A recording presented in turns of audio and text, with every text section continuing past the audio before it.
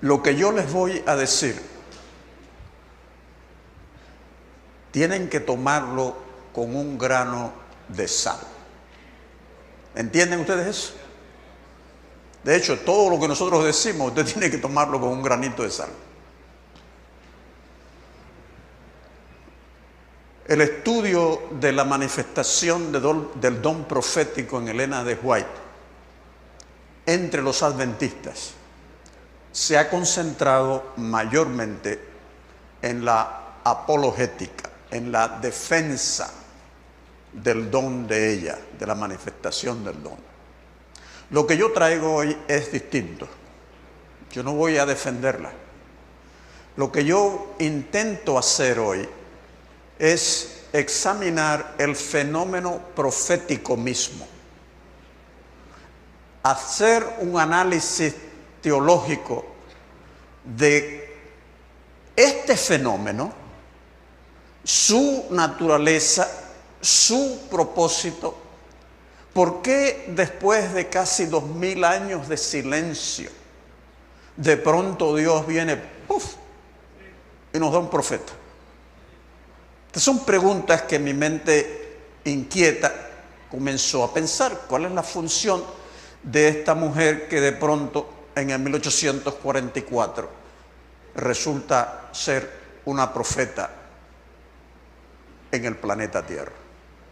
¿Y cómo uno puede acercarse a estas preguntas, tratar de entender quién es este profeta, no en el sentido biográfico, sino en el sentido de función, de propósito del plan de Dios? ¿Qué es esto que tenemos nosotros en la iglesia? Una profetisa. ¿Qué es esto? ¿Por qué Dios nos dio eso? Y yo pensé que el mejor lugar para comenzar a analizar este fenómeno es por medio de un estudio de la primera visión de Elena White. ¿Por qué? ¿Por qué yo quise comenzar ahí? Porque cuando los profetas de la Biblia eran llamados por Dios para ejercer la función de profeta, de vez en cuando el Señor les daba una visión, lo que nosotros llamamos una visión inaugural, que los inicia en la función de profetas. Dios los llamaba en diferentes formas, pero algunos de ellos era por medio de una visión. Usted tiene el caso de Ezequiel, ¿recuerdan? Que él está en el exilio y ve el trono, una carroza que viene, y es la gloria de Dios, y esa visión va a informar el resto de su trabajo como profeta. Y tiene lo mismo en Isaías. Isaías 6, el profeta tiene esta visión que renueva su llamado al ministerio, y esa visión, el contenido de esta visión va a ayudarnos a nosotros a entender cuál era la función de ese profeta. ¿Me están siguiendo ustedes? Así que yo pensé, bueno, si en los profetas bíblicos la primera visión que tuvieron determinaba la naturaleza de su ministerio, la función de su ministerio, quizás en la primera visión de Elena White tenemos lo mismo. Y yo pienso que tenemos lo mismo. Así que yo le voy a sugerir a ustedes que esta primera visión de Elena White es una visión paradigmática, es un modelo que contiene lo que será el ministerio de ella, cómo el ministerio de ella profético se va a realizar. Es un paradigma, modelo, pero también es una visión programática, es decir, contiene un programa, un plan que Dios va a desarrollar luego por medio de otras visiones. Es como una especie de resumen, y Dios lo va a desarrollar por medio de otras visiones. Eso lo quiero decir por programática, tiene un programa resumido que luego se va a desarrollar. Es un modelo, un paradigma que nos ayuda a entender cuál era su función profética. Así que ustedes, en los minutos que tenemos, tienen que quedarse conmigo, porque vamos a hablar de argumentación. Si se me pierde, después no va a saber qué es lo que yo estoy diciendo. La primera visión de ella aparece en primeros escritos. ¿Ustedes la recuerdan? Esta visión tiene 3 secciones. Describe la experiencia del pueblo de Dios en la tierra. Luego la segunda parte tiene que ver con la segunda venida de Cristo, que nos lleva a la ciudad santa en el cielo. Y la tercera parte regresa a la tierra. Así que una especie de construcción quiásmica de la visión. Yo voy a tratar de resumir la visión rápidamente para refrescarle a ustedes el contenido de ella. Es una visión, la primera que tiene, y ella ve al pueblo de Dios caminando. Y al frente está Jesús. Detrás está la luz del clamor de medianoche, de la proclamación de la venida de Cristo. Y al frente va Jesús marchando con ellos. Esta luz los ayuda a ver el camino. El Señor les dice que no miren a nadie, que lo miren solamente a Él. Los malvados tratan de atacarlos mientras están ahí, pero el Señor los protege. Ellos van caminando hacia la ciudad celestial. Y luego, cuando van caminando hacia la ciudad celestial, viene Cristo. Y ella ve que el pueblo de Dios está, poquito antes de la venida de Cristo, está preocupado si está preparado para encontrarse con Jesús en la segunda venida o no. Y de pronto escuchan la voz de Jesús que les dice: mi gracia es suficiente. Asunto muy importante. Mi gracia es suficiente para usted. Y ven a Jesús venir, los muertos resucitan y comienzan el viaje hacia la ciudad celestial con Jesús. Y llegan allá, y allá Jesús es coronado como rey. Él abre la ciudad para que el pueblo entre, y allí Jesús les dice: bienvenidos a la ciudad, ve el trono de Dios, la tierra nueva, el árbol de la vida, etc. Y luego regresan a la tierra. Ya dice que descendieron con Jesús a la tierra y luego vieron la ciudad celestial descendiendo al planeta. Y Jesús les dice: vengan conmigo, les voy a dar un paseo por la tierra nueva. Y Él se va delante de su pueblo y los lleva por la tierra nueva, le enseña la belleza de la tierra nueva, y llegan cerca del monte Sión. Y allí está el templo de Dios. Y Jesús les dice: quédese aquí, esperen un momentito, que yo voy a ir a la ciudad para preparar una cena para ustedes. Y entonces Jesús se va y viene y regresa y se los lleva a todos a la cena, y allí Él les sirve a ellos. Y cuando están allá, Elena White le dice: yo quisiera comer de estos frutos. Y el Señor le dice: todavía no, todavía no. Tienes que regresar a la tierra a decirle lo que has visto. El llamado y la comisión. ¿Está bien? Una visión muy bonita, de hecho, muy bonita.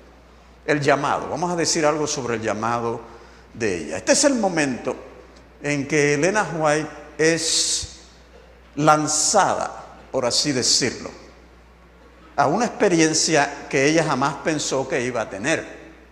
De pronto Dios escoge a un ser humano para una tarea muy, muy particular. Un llamado de Dios para ser profeta.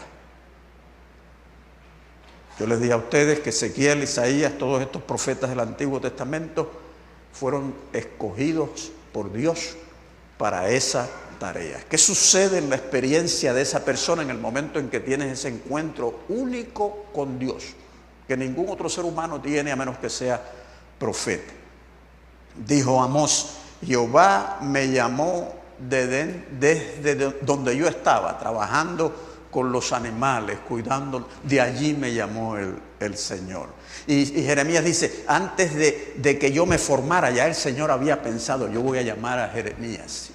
Y ahí tienes a Elena White, que de pronto el Señor irrumpe en su vida y la llama para que le sirva. Y ella dice: mientras estaba orando en el altar familiar, el Espíritu Santo cayó sobre mí y me parecía que me iba elevando más y más y más. El único lugar donde ella dice el Espíritu Santo cayó sobre mí. Y ella dice en otro lugar, hablando de esa misma experiencia la primera vez, mientras oraba, el poder de Dios cayó sobre mí como nunca antes. Y al final de la visión, ella tiene este diálogo con Jesús. ¿Para qué Él la llamó? La llamó para que fuera profetisa en el planeta Tierra. Debes regresar a la Tierra y contarles a otro lo que yo te he mostrado. Ese es el llamado, pero la comisión también. Llamado y comisión no se pueden separar el uno del otro. Debes contarles a otros. Es interesante porque el Señor le dice, vas a regresar a la tierra para contarle a otros. Es decir, el Señor no le dice, tú vas a la tierra para hablarle a los mileritas desorientados, a los adventistas mileritas desorientados. No. Le dice, tú vas a regresar a la tierra para hablarle a otro lo que tú has visto. En ningún lugar Elena White restringe su profeta o limita su función profética al adventismo. Y en esta visión, Elena White es identificada como mensajera del Señor. Ve a la tierra, dile a otros lo que has visto. Mensajera del Señor, que es un título que ella va a usar. Ella va a decir, no me llamen profeta porque hay mucha gente por ahí que se llaman profeta. No, yo soy la mensajera. ¿Saben ustedes que ese es el título por excelencia de los profetas bíblicos? Nosotros los llamamos profetas, pero los profetas se llamaban a sí mismos mensajeros del Señor. ¿Y por qué eran mensajeros? Porque recibían un mensaje del Señor y entonces, ¿qué hacían? Iban al pueblo y le decían, así dice Jehová. Y daban el mensaje al rey, al pueblo, a quien fuera. Eran mensajeros del Señor. Y tenían autoridad para hacerlo. Pero era una autoridad distinta a la autoridad de otras instituciones israelitas. El rey tenía autoridad, pero era la autoridad de una dinastía. Los descendientes de David tenían autoridad como rey porque pertenecían a la dinastía o tomaban el reino por fuerza. Los sacerdotes tenían poder, autoridad, porque eran descendientes ¿de quién? De Aarón. Pero el profeta, pues el profeta no tiene ninguna conexión genética con ningún grupo. Es una persona que Dios en su sabiduría escoge.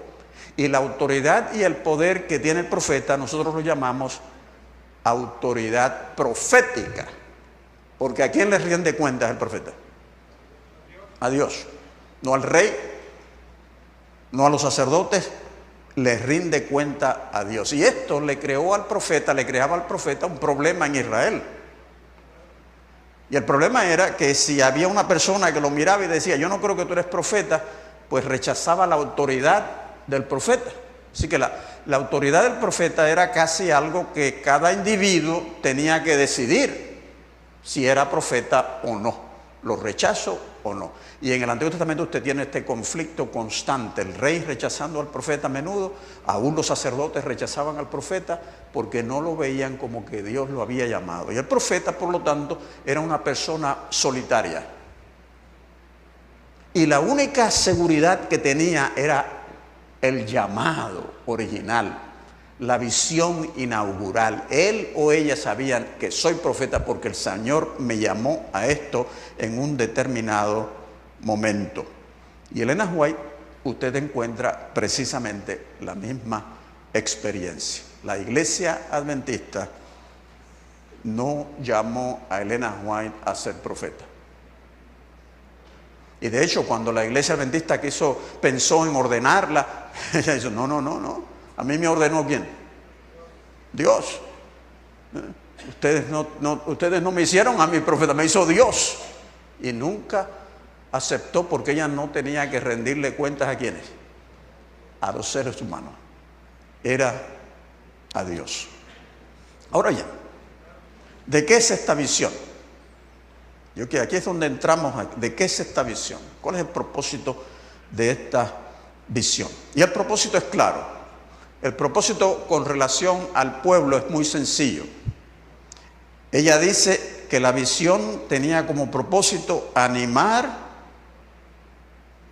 y confortar a aquellos que estaban afligidos y desorientados por lo que había pasado. Así que había una audiencia a la cual ella le iba a compartir esta experiencia para animarlos.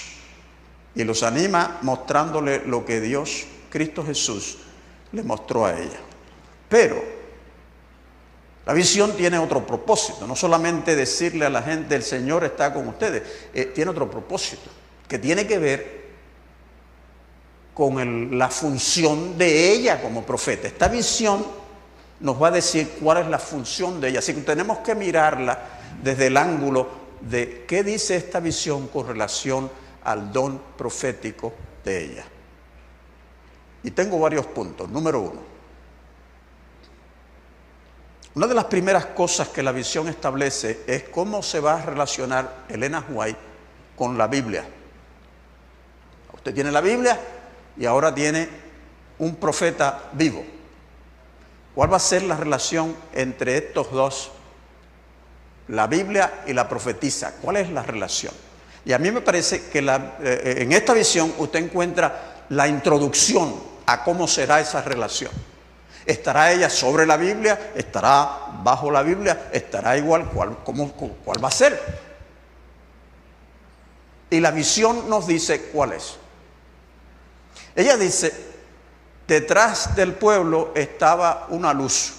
Y ella identifica esa luz como el cumplimiento de las profecías, de la profecía de los 2300 días. Ella lo interpreta como el clamor de medianoche. Jesús viene, Jesús viene. Ahí te tiene dos doctrinas. 1844, la proclamación intensa de la segunda venida de Cristo. Esas dos posiciones la habían descubierto estudiando la Biblia. Y de pronto, ¿qué está haciendo ella con el don de profecía? ¿Qué hace Dios? Está confirmándoles. La profecía de los 2300 días, como ustedes encontraron, se cumplió en 1844. La proclamación de la segunda venida de Cristo antes del milenio que ustedes encontraron en la Biblia es correcta, es correcta. Y caminen y sigan a Jesús porque Él va a venir. ¿Qué está haciendo ella? Confirmando la doctrina bíblica. Y ese va a ser el ministerio de ella a través de toda la vida. De esa forma es que la Biblia y ella se van a relacionar. No solamente eso, no es que Jesús viene, hay otras doctrinas que ella está confirmando ahí. La ascensión del pueblo de Dios al cielo, confirmada por ella. El descender la Jerusalén a la tierra nueva, confirmada por ella. Y además introduce algo que van a tener que encontrarlo en la Biblia porque ella no lo desarrolla. El templo. Ella ve el templo, pero el Señor no le dice nada más, lo deja ahí. ¿Por qué? Porque es necesario que se vayan a la Biblia a tratar de encontrar la importancia del templo porque todavía no la han encontrado. Así que lo primero que hace el Señor por medio de esta visión es decirnos cómo ella se relaciona con la Biblia. Ella no está sobre la Biblia, no está para traer cosas nuevas, está para confirmar lo que la Biblia dice. Lo segundo, ¿qué es lo que la visión está haciendo propiamente en este caso? La visión está haciendo esto. Está diciéndole al pueblo, ustedes se están preguntando si en estas experiencias que hemos tenido Dios estaba presente o no. El Señor me ha dicho que Él estaba presente ahí, que Él estaba presente. Ustedes no lo veían, no lo veían, estaban chasqueados, pero el Señor me ha demostrado que Él estaba presente ahí. ¿Qué es lo que ella hizo? Y esto es importantísimo. Ella está dándole a un fragmento de historia una interpretación teológica. Ella está abriendo un velo para que el pueblo vea a Dios metido en la historia humana, guiando lo que el ojo natural no puede ver. El Señor le dice, ahí estoy yo, guiando, yo he estado ahí guiando a mi pueblo. El resto del ministerio de Elena White va a consistir en decirle al pueblo de Dios cómo Dios está obrando en medio de ellos. No lo vemos, pero para eso nos dio un profeta, para que sepamos cómo Dios viene conduciendo a su pueblo. En la historia del pueblo de Dios, Dios está activo. Y ella nos dice, prepárense, póngase de parte del plan de Dios, porque Dios está guiando la historia adventista hacia su blanco en el reino de los cielos. Pero ella va a ser más que eso. Y esto es esto es parte de las cosas importantes de esto. Ese modelo que usted tiene ahí, modelo, Dios está guiándonos y le dice a ella, en la historia Dios está activo. Ese modelo ella lo va a usar, el Señor lo va a desarrollar más para contestar la importante pregunta a través de la historia del cristianismo, ¿dónde Dios ha estado activo y dónde no ha estado activo? Una pregunta muy importante, ¿dónde estaba él activo? ¿Dónde no estaba activo? Ese es el ministerio de ella. Les cuento rápidamente. Esta era la función de los profetas en Israel. Decirle al pueblo de Dios, en esta historia yo estoy aquí y no estoy aquí. Los israelitas querían saber por qué vino el exilio, por qué destruyeron el templo, ¿no? ¿Qué ha pasado? Entonces Dios por medio de los profetas le dice, no, yo estaba allí. Yo fui el que le dio un silbido, dice creo que Jeremías o Ezequiel, le dio un silbido a Nabucodonosor. Llévatelo. El ojo humano no ve eso, pero el profeta sí lo ve.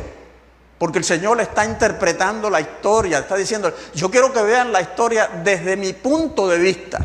Esto es lo que está pasando aquí.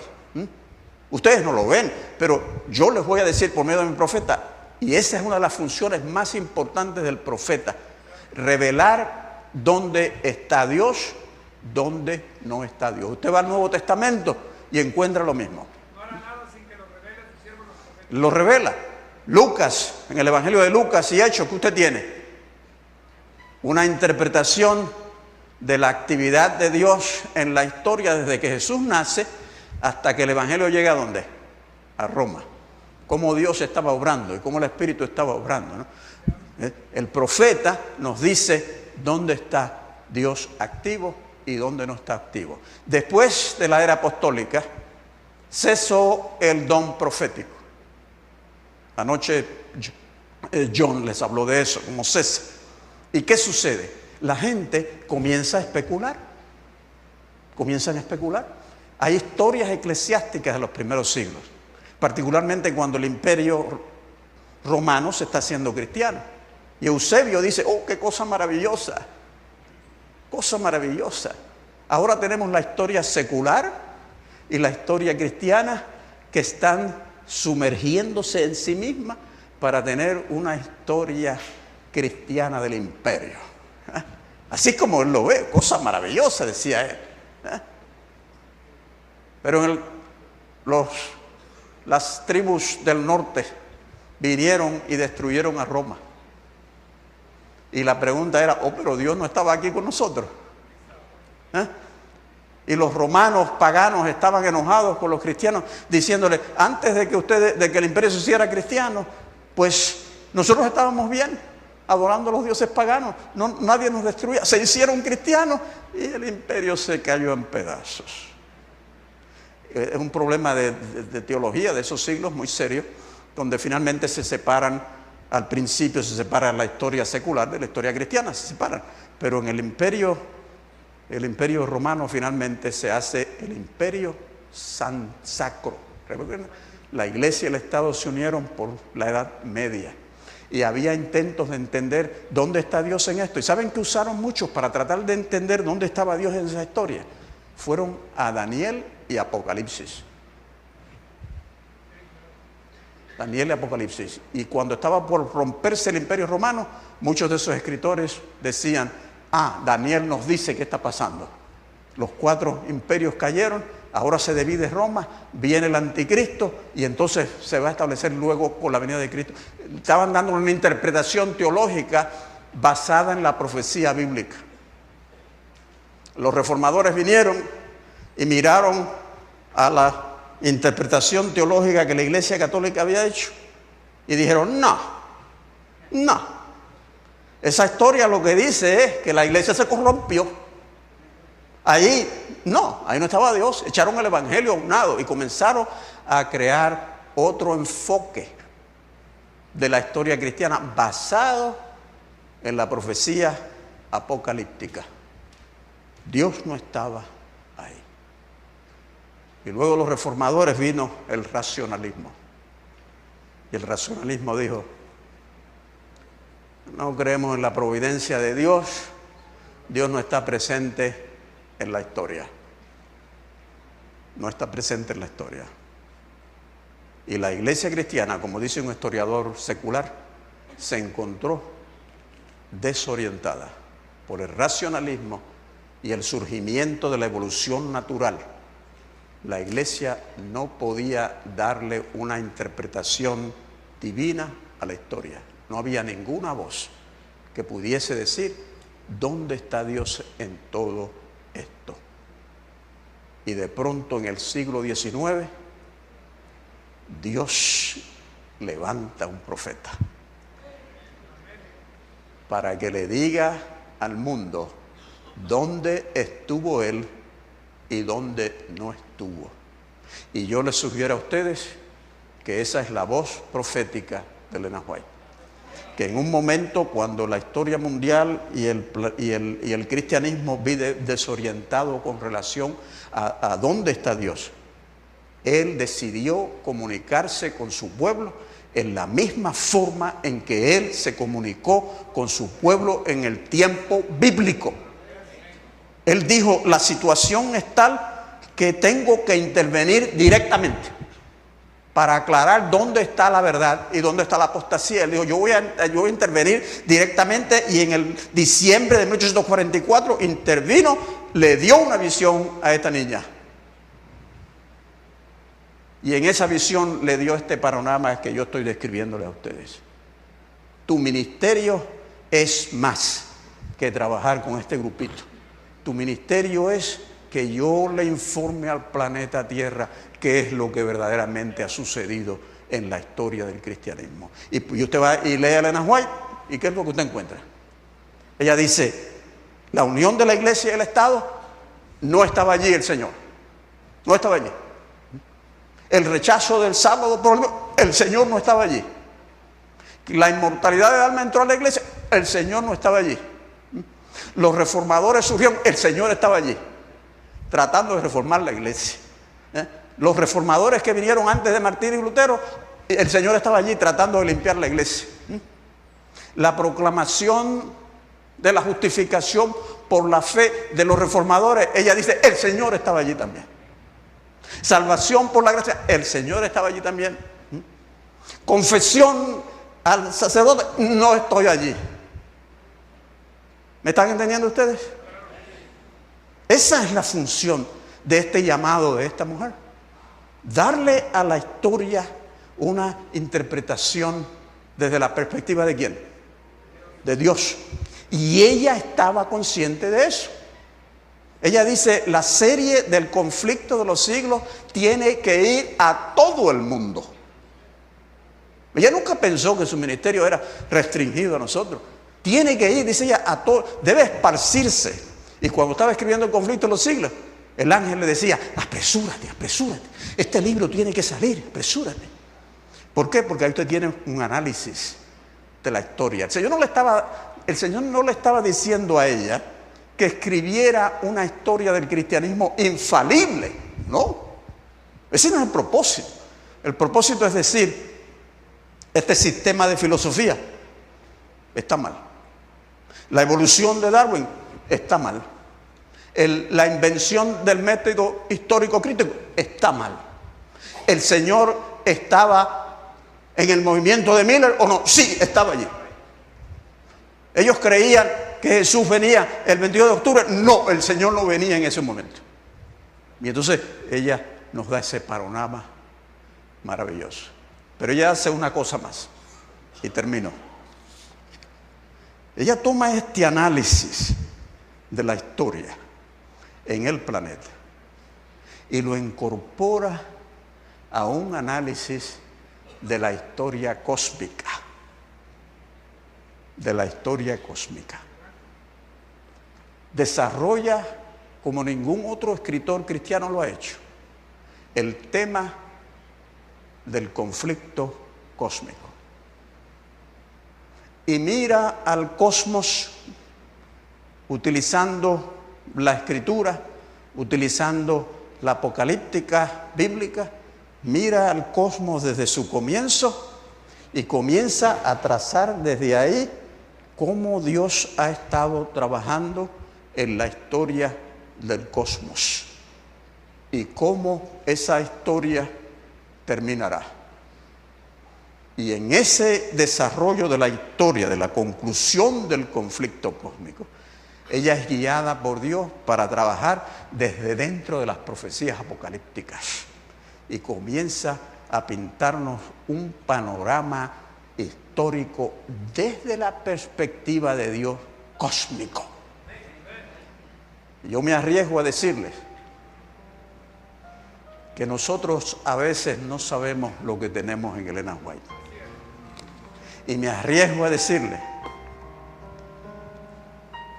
que quizás pronto el mundo cristiano y no cristiano va a estar buscando a ver qué dijo el Señor a través del profeta que levantó para hablarle a la raza humana al cierre del conflicto después de 1844 casi años de historia sin un profeta. Bendición de bendiciones. Aprovechemos, leamos, apropiemos, compartamos. Dios les bendiga.